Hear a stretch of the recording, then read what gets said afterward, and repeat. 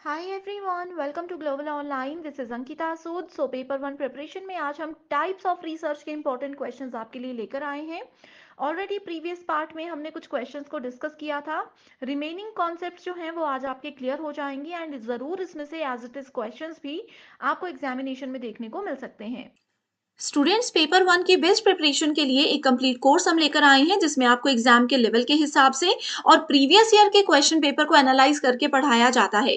Daily 3 live lectures के साथ paper से पहले आपका पूरा सिलेबस तो कवर होगा ही, साथ ही पीवाईक्यूज और एक्सपेक्टेड क्वेश्चंस के साथ आपकी रिवीजन भी करवाई जाएगी। एक सबसे खास बात यह है कि इस कोर्स में हम आपको एक स्पेशल व्हाट्सएप ग्रुप में ऐड करेंगे जिसमें हर क्लास के बाद उसकी पीडीएफ आपको मिल जाएगी, जिससे आपकी तैयारी और आसान हो जाती है। साथ ही आपके कोई भी डाउट्स हैं तो आप अपने टीचर्स के साथ यहाँ पर डिस्कस कर सकते हो। अपडेटेड मॉक टेस्ट है जिसमें से as it is questions exam में आते हैं।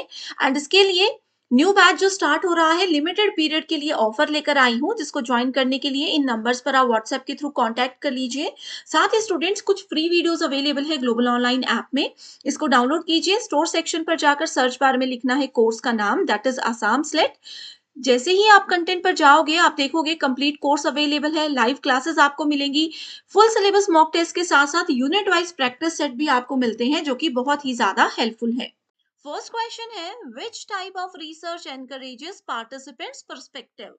निम्नलिखित में से कौन सा ऐसा रिसर्च का प्रकार होता है जो कि शोध में जो भी प्रतिभागी होते हैं, जो भी पार्टिसिपेंट्स होते हैं, उनके दृष्टिकोण को प्रोत्साहित करने में मदद करता है, उनके दृष्टिकोण को अच्छे से समझने में मदद करता है।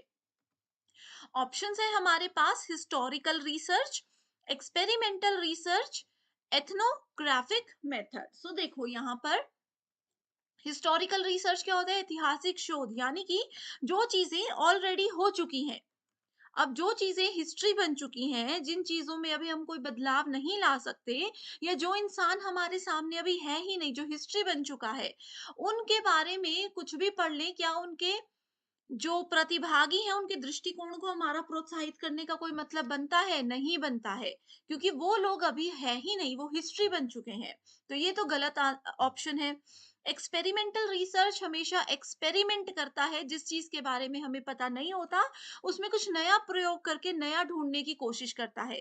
तो ये भी गलत ऑप्शन है इसमें, क्योंकि प्रतिभागियों को किसी भी तरीके से, उनके दृष्टिकोण को किसी भी तरीके से प्रोत्साहित करने का कॉन्सेप्ट नहीं होता। जैसे साइंस लैब में एक्सपेरिमेंट होते हैं, तो उनके दृष्टिकोण से रिलेटेड यहाँ पर कोई पॉइंट नहीं रहता। अगला ऑप्शन है एथनोग्राफिक मेथड, यानी कि निर्वंश विज्ञान विधि। ये आपका करेक्ट आंसर होगा, क्योंकि देखो एथनोग्राफिक मेथड मैंने आपको बताया था, ये क्या करता है, किसी भी ग्रुप, किसी भी कम्युनिटी या फिर किसी भी कल्चर के अंदर जो लोग काम कर रहे हैं, उन लोगों की बिहेवियर को समझने में मदद करता है। उन लोगों का आपस में कैसे बातचीत है, उन लोगों की एक दूसरे के साथ सोशल इंटरेक्शन कैसी है, ये सब कुछ जानने में एथनोग्राफिक रिसर्च मदद करता है, जिससे कि पार्टिसिपेंट के दृष्टिकोण को बढ़ावा दिया जाता है, उनको प्रोत्साहित किया जा सकता है। सो करेक्ट आंसर है ऑप्शन नंबर सी। अगला सवाल है, quantitative research is also called what. So हमने पढ़ा था मात्रात्मक अनुसंधान क्या होता है, एथनोग्राफिक होता है, ये इसका टाइप तो होता है, लेकिन और ऑप्शंस भी देख लेते हैं। अनस्ट्रक्चर्ड अप्रोच, ये भी नहीं होगा, क्योंकि अनस्ट्रक्चर्ड होता है आपके पास क्वालिटेटिव, ठीक है, क्वालिटेटिव रिसर्च अनस्ट्रक्चर्ड होता है। डिस्क्रिप्टिव अप्रोच, क्वांटिटेटिव हमें क्या करता है, क्वांटिटी में रिजल्ट बताता है, कि ग्राफिकल फॉर्मेट में रिजल्ट बताता है, तो ये डिस्क्रिप्शन के अंदर तो नहीं आता। एंड लास्ट ऑप्शन है स्ट्रक्चर्ड अप्रोच, यानी कि संरचित दृष्टिकोण। तो एक चीज को हमेशा ध्यान रखिए, जो क्वांटिटेटिव होता है, ठीक है, क्वांटिटेटिव रिसर्च का एक एग्जांपल मैंने आपको बताया था, हम सर्वे करवाते हैं, हम पोल्स करवाते हैं, हम क्वेश्चनियर्स करवाते हैं, ये सब चीजें क्या होती है, एक प्रॉपर प्लान करके ही करवाई जाती है। अब ऐसा तो नहीं है आपको किसी चीज पे सर्वे करने का मन किया, आप उठे और पब्लिक के पास चले गए, ऐसे कभी सर्वे नहीं होगा। सर्वे के लिए आपके पास एक प्रॉपर प्रॉब्लम होनी चाहिए, एक ऑडियंस आपको पता होना चाहिए। हमने डिस्कस किया था कि एक ऑडियंस क्या होती है, टारगेट ऑडियंस क्या होती है, कि जो हमारा सवाल है वो किस एज ग्रुप के लोगों से हम पूछेंगे, ये पता होना चाहिए। तो इसीलिए क्वांटिटेटिव रिसर्च अगर आपको पता है कि सर्वे, पोल्स और क्वेश्चनेयर होता है, तो आप अच्छे से आंसर दे पाओगे कि ये हमेशा एक स्ट्रक्चर्ड अप्रोच होता है, एक प्रॉपर प्लानिंग के साथ इसको किया जाता है। सो करेक्ट आंसर है यहाँ पर ऑप्शन नंबर डी। अगला सवाल है, the research conducted after the careful inquiry is known as. मैंने आपको बताया था कल ही कि एक फैक्ट है, एक इंसिडेंट है, इंसिडेंट हो गया, उसके बाद हमें पता चला, फिर हमें जानना है कि भाई ये इंसिडेंट क्यों हुआ था, इसके पीछे क्या कारण था। तो ऐसे में कौन सा रिसर्च यूज होता है? ऐसे में यूज कौन सा करते हैं? Applied, action, both applied and action, या फिर फंडामेंटल। तो करेक्ट आंसर क्या है? Option number 1, that is applied research. ठीक है, अच्छे से, बहुत अच्छे से हमने किसी चीज की इंक्वायरी कर ली, बहुत अच्छे से हमने उस चीज को समझ लिया, उसके बाद उस नॉलेज को अप्लाई करना, that is called applied research. अगला है, a researcher attempts to evaluate the effect of method of feeding on anxiety proneness of children. इसमें कौन सा रिसर्च का मेथड यूज होगा? अब देखो, इस क्वेश्चन को नहीं समझ आया, थोड़ा सा लेंदी स्टेटमेंट है, आपको क्या समझना है? इन्होंने बोला है कि एंजाइटी प्रोननेस वाले जो बच्चे होते हैं, ठीक है, चिंता प्रवणता टाइप के जो बच्चे होते हैं, उनको कुछ अच्छे से खाना पीना खिलाया, उनको खुश रखा, अच्छे से 1 मंथ मान लीजिए ये चीज, ट्रीटमेंट उनको करवाया गया, उसके बाद उसका क्या इफेक्ट पड़ा उन बच्चों पे, क्या वो सही हुए या नहीं हुए, इसको जानने के लिए कौन सा रिसर्च इस्तेमाल किया जाएगा, ये पूछा है। ऑप्शंस है case study, experimental, ex post facto, या फिर सर्वे मेथड। सो करेक्ट आंसर है एक्सपोस्ट फैक्टो, क्योंकि इंसिडेंट हो चुका था, बच्चे एंजाइटी प्रोननेस से पहले से जूझ रहे थे, अब उनको ठीक करने के लिए एक ट्रीटमेंट लिया था, वो जानना है हमें कि असर वो किया या नहीं किया, उस पे जो रिसर्च होगी, that is ex post facto research method. Which of the following research methodologies is most closely associated with the positivist philosophical framework? ठीक है, इसमें कहा है कौन सी शोध पद्धति प्रत्यक्षवादी दार्शनिक ढांचे से सबसे अधिक निकटता से जुड़ी हुई है। सबसे अधिक निकटता से जुड़ी हुई होती है एक्सपेरिमेंटल रिसर्च, यानी कि प्रायोगिक अनुसंधान। अगला सवाल बहुत ही ज्यादा इंपॉर्टेंट है, बहुत बार एग्जाम में आया है, टाइप्स ऑफ रिसर्च और उसके इंपॉर्टेंट स्टेटमेंट्स। देखो, अप्लाइड, बेसिक, क्वांटिटेटिव, क्वालिटेटिव, बहुत बार हमने डिस्कस की हैं चीजें, तो देखते हैं। सबसे पहला है बेसिक, इसी से आपको मिल जाएगा। एक्सप्लोरेशन, डिस्क्रिप्शन, किसी कॉन्सेप्ट को एक्सप्लोर करना, उसको डिस्क्राइब करना। ऑब्जेक्टिव असेसमेंट क्या है, उस पर फोकस रखना। अपने सिर्फ नॉलेज को बढ़ाना। टू फाइंड प्रैक्टिकल सॉल्यूशन, रोज की जो रोजमर्रा की जो छोटी मोटी प्रॉब्लम्स होती हैं, उसके प्रैक्टिकल सॉल्यूशन को ढूंढना। ठीक है, सो यहाँ पर देखो, अच्छे से पढ़ो, आप लोगों को आसानी से इसका क्वेश्चन का आंसर मिल जाएगा। क्या होगा इसमें? देखो, बेसिक रिसर्च से हम लोग देखते हैं। बेसिक रिसर्च ये बताता है नॉलेज को कंट्रीब्यूट, नॉलेज में कंट्रीब्यूशन करना, यानी कि नॉलेज को बढ़ाना। ठीक है, ये आ गया बी का थर्ड ऑप्शन। बी के थर्ड ऑप्शन से आपको यहाँ पर करेक्ट आंसर मिल जाएगा, ऑप्शन नंबर 2। ठीक है, जिसमें कि अप्लाइड रिसर्च हमें बोलता है कि प्रैक्टिकल सॉल्यूशन होता है, जो प्रॉब्लम रोज में छोटी मोटी प्रॉब्लम्स आती रहती हैं, उन सभी प्रॉब्लम्स को कैसे हम सॉल्यूशन दे सकते हैं उसका।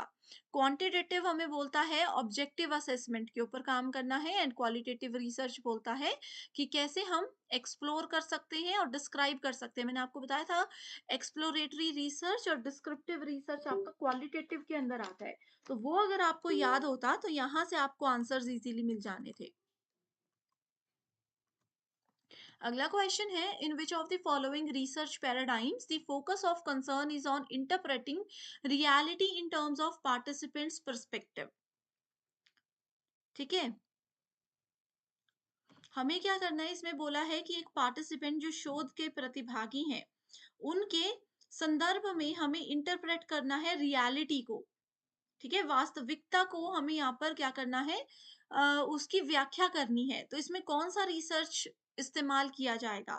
शोध का कौन-सा प्रतिमान इसमें इस्तेमाल किया जाएगा? Experimental, x post facto, ethnographic या फिर सर्वे? सो करेक्ट आंसर होगा एथनोग्राफिक। मैंने आप लोगों को फर्स्ट क्वेश्चन में ही बता दिया था। ठीक है? जो रियलिटी होती है, जहाँ पर भी पार्टिसिपेंट यानी कि जो भी रिसर्चर हैं या पार्टिसिपेंट्स हैं या उम्मीदवार हैं, उन लोगों के पर्सपेक्टिव पे, उन लोगों को ध्यान में रखते हुए बात की जाएगी, वो हमेशा निर्वंश विज्ञान अनुसंधान ही होगा। उसका एक एग्ज़ाम्पल जो बताया था, याद होगा आप लोगों को कि एक ऑफिस में मान लो 30 लोग हैं, वो 30 लोग आपस में कैसे बातचीत कर रहे हैं, क्या उनका पॉइंट ऑफ व्यू है किसी भी चीज़ को लेकर के, ये सब चीज़ों का अगर हम डिस्कशन कर रहे होंगे, तो वो एथनोग्राफिक में आएगा, यानी कि पार्टिसिपेंट के पॉइंट्स को हम ध्यान में रखेंगे। A researcher conducted a study to have initial idea of scope and magnitude of the problem under study and to test the feasibility of more extensive research. ऐसे रिसर्च को हम क्या कहेंगे? ऐसे रिसर्च को क्या कहेंगे? देखो,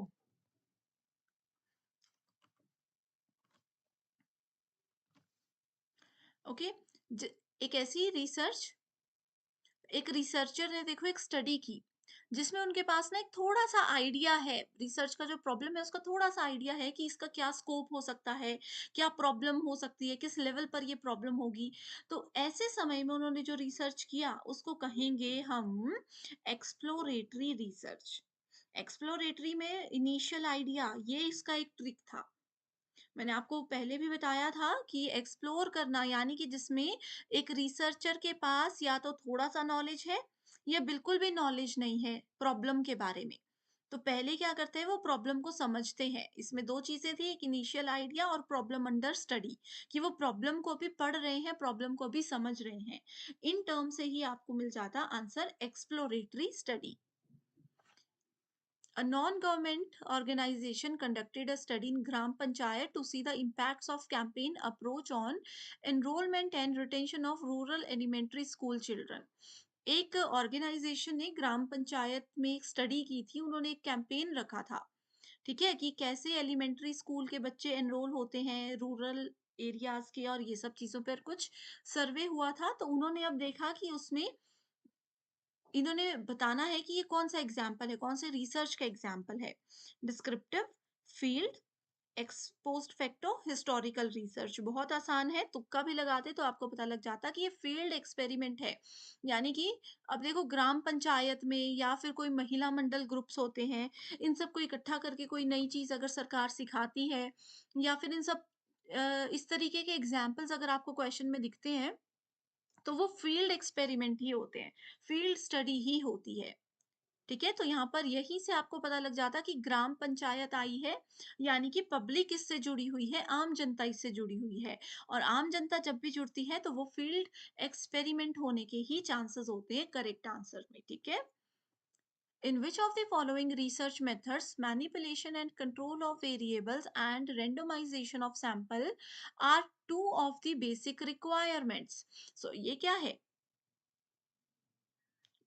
कौन से रिसर्च में ऐसा होता है कि जो भी वेरिएबल्स हैं, उनका मैनिपुलेशन और कंट्रोल किया जाता है एंड सैंपल को रैंडमाइजेशन उनका किया जाता है, नमूनों का यादृच्छिकरण किया जाता है। तो ये होता है आपके पास एक्सपेरिमेंटल रिसर्च, कि जो भी आपके पास चीज़ें जब भी देखो, इसका भी एक ट्रिक था क्वेश्चन का यही, कि जब भी वेरिएबल्स को कंट्रोल किया जाता है, अब इसको आप ऐसे याद रखो, साइंस लैब में एक्सपेरिमेंट्स होते हैं और साइंस में जो भी केमिकल्स हैं, उन केमिकल्स पर आपको कंट्रोल रखना होता है कि अगर केमिकल की एक ड्रॉप भी ज़्यादा मिक्स हो जाए दूसरे से, तो वो गड़बड़ हो सकती है, ब्लास्ट हो सकता है, कुछ भी हो सकता है। तो जब भी वेरिएबल्स को कंट्रोल करने और मैनिपुलेट करने की बात आती है, ये टर्म्स आपको साथ में नज़र आती है, तो क्वेश्चन बिल्कुल मत समझिए, डायरेक्ट आंसर पर जाइए कि एक्सपेरिमेंटल रिसर्च ही आपका सही आंसर होगा।